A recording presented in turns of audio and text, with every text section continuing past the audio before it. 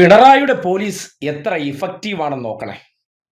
അത് പ്രതിപക്ഷത്തുള്ളവർക്കായിരുന്നാലും ശരി, നീതി എത്തിക്കാൻ മുഖം നോക്കാതെ ഇടപെടുമെന്ന് പറയുന്നതിന്റെ കൃത്യ ഉദാഹരണമാണ് ഈ കാണുന്ന ചിത്രം. ഈ അടുത്ത ദിവസമാണ് പാണക്കാട് സാദിഖ് അലി ശിഹാബ് തങ്ങൾക്കെതിരെ വ്യാജ ഫോട്ടോ സോഷ്യൽ മീഡിയയിൽ പ്രചരിപ്പിച്ചു എന്ന ആരോപണം ഉയർന്നു വരുന്നത്.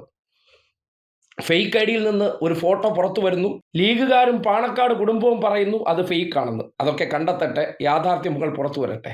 പക്ഷേ ഫേക്ക് ഐഡി പുറത്തു വന്നതിന് ശേഷം ചില സംശയങ്ങൾ ലീഗുകാരെല്ലാം കൂടി സഖാക്കന്മാർക്കെതിരെ സൃഷ്ടിച്ചതിന് ശേഷം അതിനെ സംബന്ധിച്ച് പരാതി കൊടുത്തു.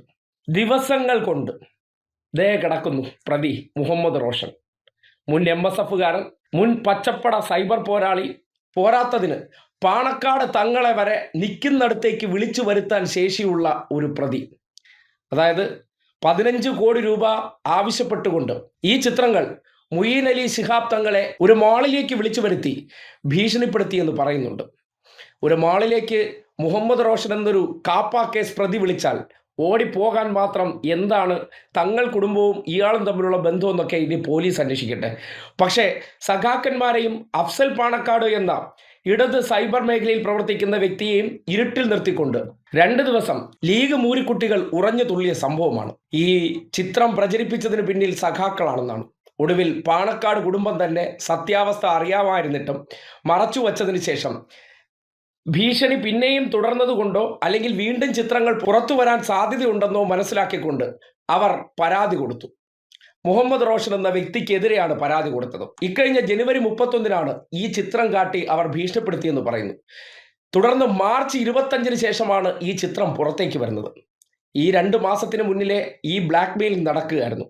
മറച്ചുവെച്ചു, പോലീസിനെ അറിയിച്ചില്ല.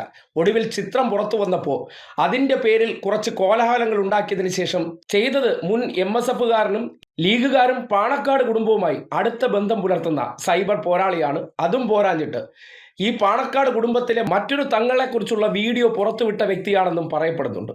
ഇങ്ങനെയുള്ള സംഭവത്തിൽ ഏറ്റവും ഒടുവിൽ പോലീസ് പരാതി വന്നതിന് ശേഷം അതിൽ പിണറായിയുടെ പോലീസ് ഇടപെട്ട രീതിയാണ് നാട്ടുകാർ കാണേണ്ടത്. ശരി തെറ്റുകളൊക്കെ പോലീസ് കണ്ടെത്തിക്കോട്ടെ, പക്ഷേ പരാതി വന്നിട്ടുണ്ടോ? പാണക്കാട് കുടുംബത്തിനെതിരെ ഉയർന്നു വന്ന ആരോപണത്തിൽ അവർ പരാതി കൊടുത്തു. പോലീസിന്റെ കാര്യക്ഷമതയെ സംബന്ധിച്ച് ലീഗുകാർക്ക് കൂടി മനസ്സിലാക്കാൻ പറ്റുന്ന രീതിയിൽ പ്രതിയെ പിടിച്ച് മുന്നിൽ കൊണ്ടുവന്ന് നിർത്തിക്കൊടുത്തിരിക്കുകയാണ്. 10 വർഷത്തിന്റെ മറ്റൊരു മാറ്റമാണ്. അതിൽ പ്രതിപക്ഷത്തിന്റെ ഭാഗത്തു നിന്നുള്ള ആര് പരാതി കൊടുത്താലും